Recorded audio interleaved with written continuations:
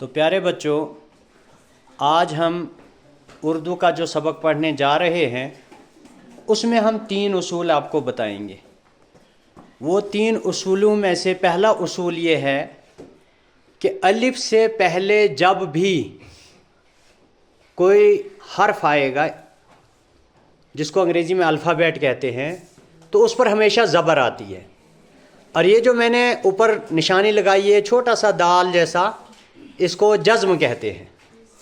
तो जिस हरफ पर जज़्म होती है उसको पिछले हरफ के साथ मिलाकर पढ़ा जाता है। जैसे हम यहाँ पर जो है पे ज़बर अलिफ पा पढ़ेंगे, यानी इसका मतलब है कि इसको इसके ज़बर के साथ जोड़कर या ज़ेर के साथ या पेश के साथ जो भी पिछले हरफ पर होगा। लेकिन चूँकि ये अलिफ है तो अलिफ से पहले जो भी हरफ आएगा उस पर ज़बर आएगी। एक उसूल ये है। तो इस वीडियो में हम ये सब उसूल जो है वो इसकी कई मिसालों के साथ पढ़ेंगे। तो इसको हम पढ़ेंगे पे ज़बर अलिफ पा, और इस तरह से यहाँ पर भी अलिफ आ रहा है तो यहाँ पर पढ़ेंगे नून ज़बर अलिफ ना। तो ये बन जाएगा पे ज़बर अलिफ पा, नून ज़बर अलिफ ना, पा ना। इस तरह से ये मैंने कुछ अल्फाज यहाँ लिखे हैं, इनको हम पढ़ेंगे, इनका जोड़ भी करेंगे। दूसरा जो उसूल है वो ये है कि ये वाला उसूल तो हमने यहाँ पीछे भी पढ़ लिया कि नून ज़बर अलिफ ना पढ़ेंगे, लेकिन चूँकि यहाँ पर निके आ रही है तो इसको हमारे डोगरी की वजह से यहाँ पर इसको निक्की ये और बड्डी ये को बिगड़ते बिगड़ते इसको निके और बड्डिए कह दिया है। वरना ये जो है वो ई है, और जो जिसको हम बड्डिए कहते हैं, जैसे यहाँ पर मैंने हिजय में लिखा है तो ये तो है ए है, ये ई है, ये ई है और ये ए है।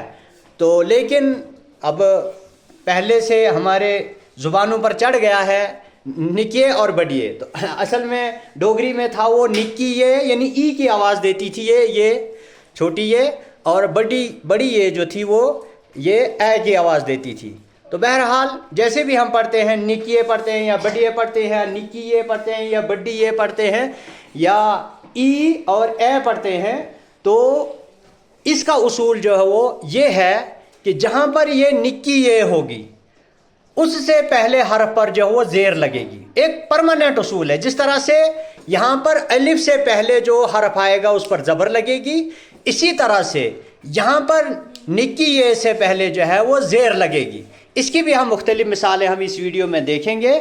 और तीसरा उसूल जो हम आज पढ़ने जा रहे हैं कि ये जो 3 शोशों वाला एक निशान है, ये जिस हरफ पर होता है, हाँ, ये तशदीद इसको कहते हैं। इस निशान को तशदीद कहते हैं। और इस तशदीद वाले जिस हरफ पर ये तशदीद होती है उस हरफ को 2 बार पढ़ा जाता है। मिसाल के तौर पर यही लफ्ज़ ले लीजिए, हम पढ़ेंगे इसको अलिफ ज़बर बे अब, और फिर बे ज़बर अलिफ बा, अब बा करके पढ़ेंगे।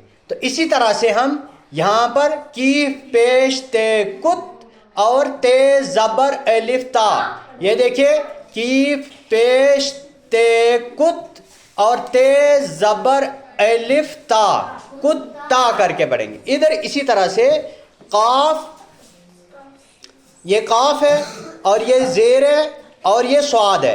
तो काफ ज़ेर स्वाद किस, और स्वाद ज़बर है सह, किस सह। इस तरह से इस लफ्ज़ को देखिए, बे ज़ेर लाम बिल, और अब चूंकि आगे निके आ रही है इसलिए लाम के नीचे ज़ेर लगेगा, तो लाम ज़ेर लिके ली, बिल ली। तो आइए हम इस पूरी वीडियो को जोड़ करके या हिजे करके या इसका स्पेल करके पढ़ते हैं। तो क्या पढ़ेंगे, क्या पढ़ेंगे?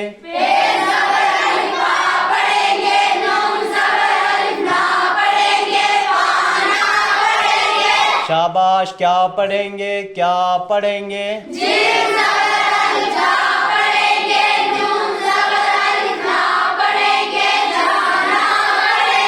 क्या पढ़ेंगे, क्या पढ़ेंगे?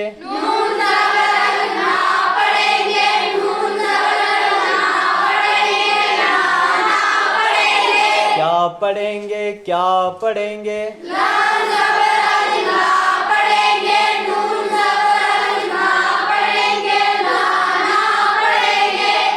पढ़ेंगे क्या पढ़ेंगे?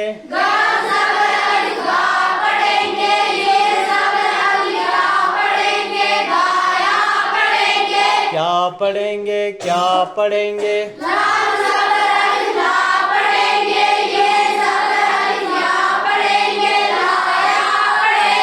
क्या पढ़ेंगे क्या पढ़ेंगे?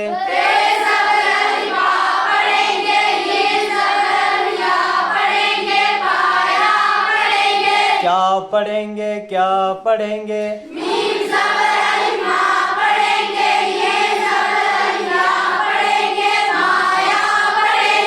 अब यहाँ पर जो है वो निकिये से पहले वाले हरफ पर क्या आएगी? जेर पड़ेगी। तो क्या पढ़ेंगे क्या पढ़ेंगे?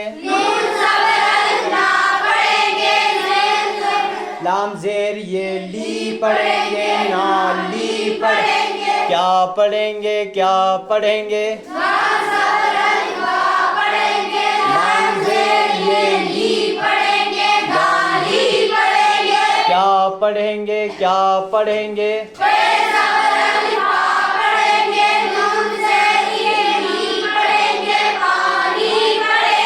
शाबाश। क्या पढ़ेंगे क्या पढ़ेंगे?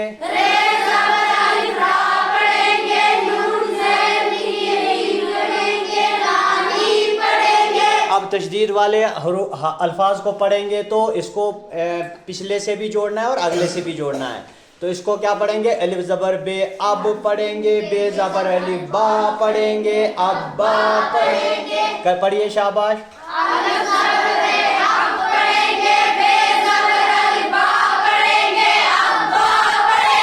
आहिस्ता पढ़ो। क्या पढ़ेंगे क्या पढ़ेंगे?